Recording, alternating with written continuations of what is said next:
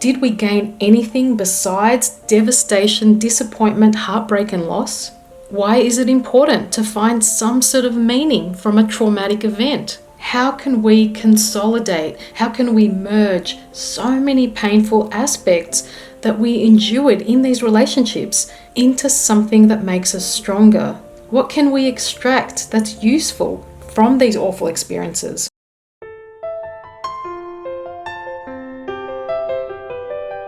If you don't find meaning in what happened to you, these relationships will continue to destroy your health and sanity. And nobody can tell you how you should feel about what happened to you.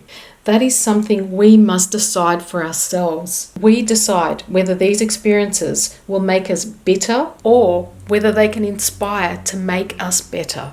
We can't change the past, but we can change the way we now think and feel about the past. And by consciously doing this, we begin to ensure that the past no longer has a hold on us. Because how can we learn to love and accept ourselves if we continue to hate and not accept the events that led us to where we are right now? It's up to each of us to choose the most empowering perspective. And I'm not saying that abuse is okay. What I'm getting at in this video is softening the sharp edges of what happened to us, redirecting our focus onto things that can empower us. So bringing meaning to our suffering and our terrible experiences is one way to soften those sharp edges. If we're able to understand and make sense of the trauma that we went through and gain some sort of value from it, then I hope you can see that by choosing this perspective, it can be a catalyst to your healing. And it took me a long time to reach this point. I could not consider this question. What did I learn from these experiences? I was simply too angry, too hurt, too invalidated, and very easily triggered. So please don't take this out of context. If you're highly reactive, it just means that this will be counterproductive for you at this stage. But later, when you're ready, it will have relevance. So I want to validate those people who this video may not be appropriate for. You can't force yourself to see the benefit of a very painful situation. It may simply be the wrong timing. And you can't skip certain aspects, because if you do and you say, oh yes, I'm so grateful for the trauma that I experienced, you'll only be lying to yourself because you'd rather skip the unpleasantries. And a lot of spiritual people tend to want to jump ahead into this premature forgiveness by saying what the benefit of having a relationship with a narcissist is. And sometimes you'll hear people saying, you should forgive them and forget them and move on. I think that's all BS. Because if someone's telling you what you should or shouldn't be doing or feeling, they're actually violating your boundary, and that's why you feel so hurt and angry. They need to stay in their lane. Forgiveness and seeing the benefit of any painful situation is a very personal process, and wherever you are on this journey is relevant for you. So here are the 3 things that I've learnt from the 4 decades of my experiences with these type of personalities. Number 1, to become less emotionally reactive. These people thrive on chaos and drama and emotionally dysregulating you. Even if you engage with them for simply 2 minutes, you feel like you've been hit by a tornado. And afterwards, you're left spinning out of control in confusion. Your emotions feel uncontrollable.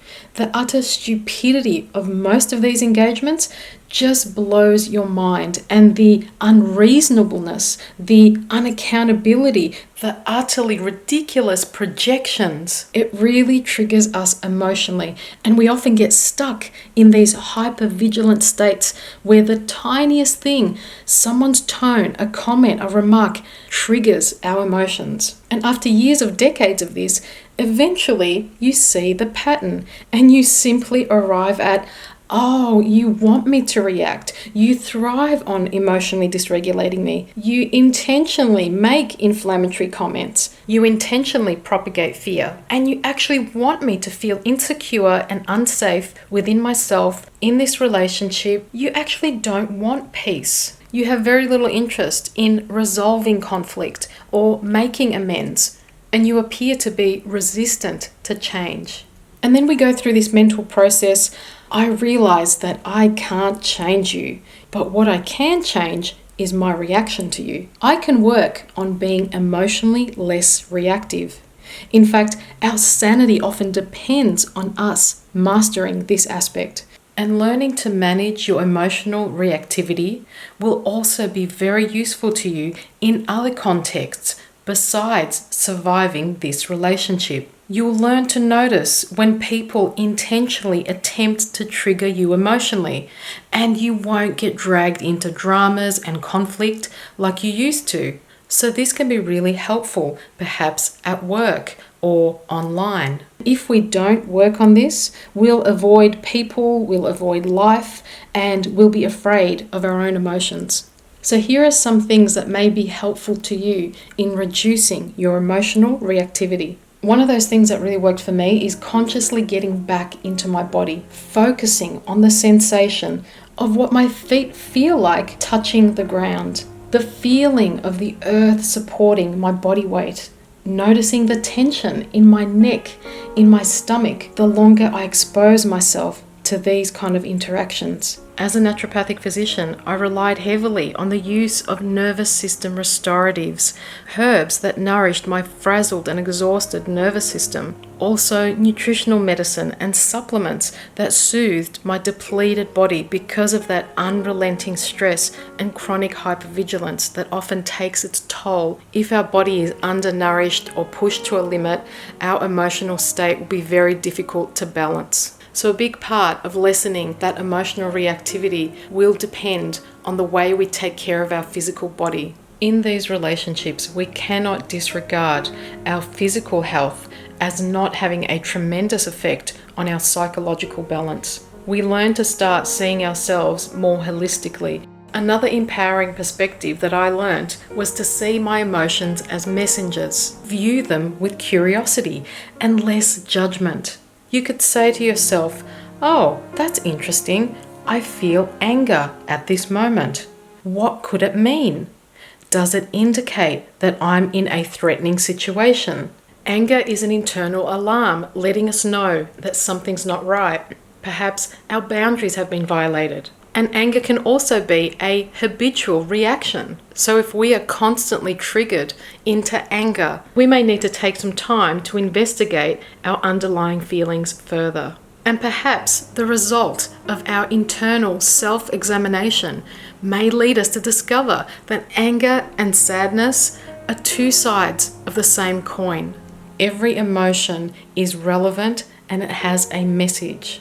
We can also notice where an emotion is lodged in our body. So we're shifting our attention and focus and pausing and being more intentional with our response. And becoming less emotionally reactive is something that we may continuously need to work on.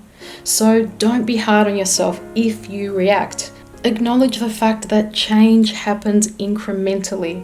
And being able to manage our emotions is not an easy task, but it can make a huge difference to the quality of our lives, so we no longer feel victimized by our intense emotions.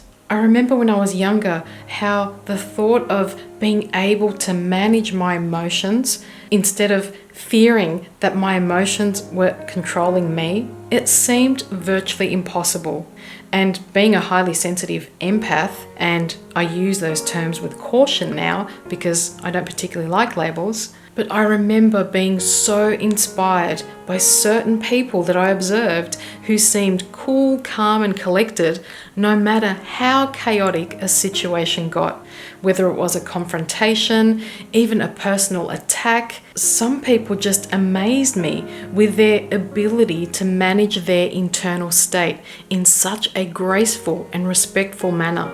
And I cannot overemphasize the healing power of simply choosing to spend more time around people who demonstrate this emotional stability.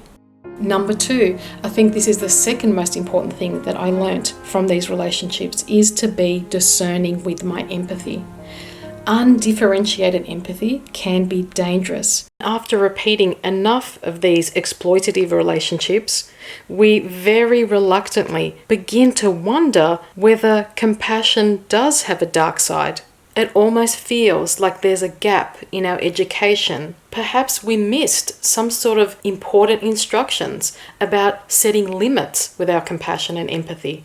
And I'm going to do a follow-up video discussing the pitfalls of having an undisciplined empathy and how we become targets for exploitation when we just assume empathy is a virtue and that everybody has it and that everyone's like us. Empathy can be our greatest strength, but it can also be our greatest weakness. And I'll only touch on this point briefly in this video, but there are big problems with having too much empathy. It can lead us to becoming some sort of martyrs, sacrificial lambs.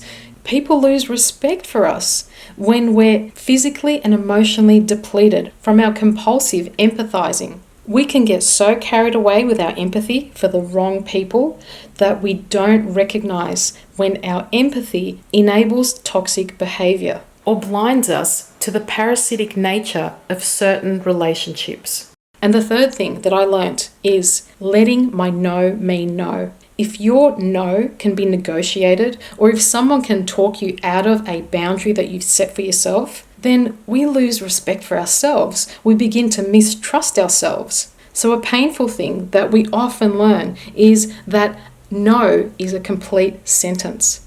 Because no preserves your sanity, your resources, your energy. No defines a boundary. And there are certain things that you need to be aware of that you are non-negotiable on. People can abuse your time. They can exploit your kindness. You can put your life in danger. And narcissists are very clever at subtly eroding your resolve. They use pity plays, temper tantrums, guilt trips. They will shame you, threaten you, all sorts of manipulative techniques to erode your no. Your no will mean I will go this far and no further. I will not repeat myself or be fooled by how you seem to not understand what I mean by no. So we learn how to stand firm and honor our word to ourselves, because the pain of self-betrayal becomes unbearable. Because if we can't trust ourselves, who can we trust? So we learn the importance of honoring our integrity and making firm decisions by saying no to people and situations that hurt us. So I hope that by helping you shift your focus from the trauma, the pain, the neglect that you suffered, I hope my personal insights can empower you and remind you that you did learn very important life skills that can now propel you into a brilliant future. You now have the courage to clearly see certain realities that most people won't or can't see. And I hope that you too have arrived at a path on your journey where you can now see that these relationships can be catalysts to our transformation. Remind yourself that this didn't destroy you. It made you stronger. You will no longer pour from an empty cup.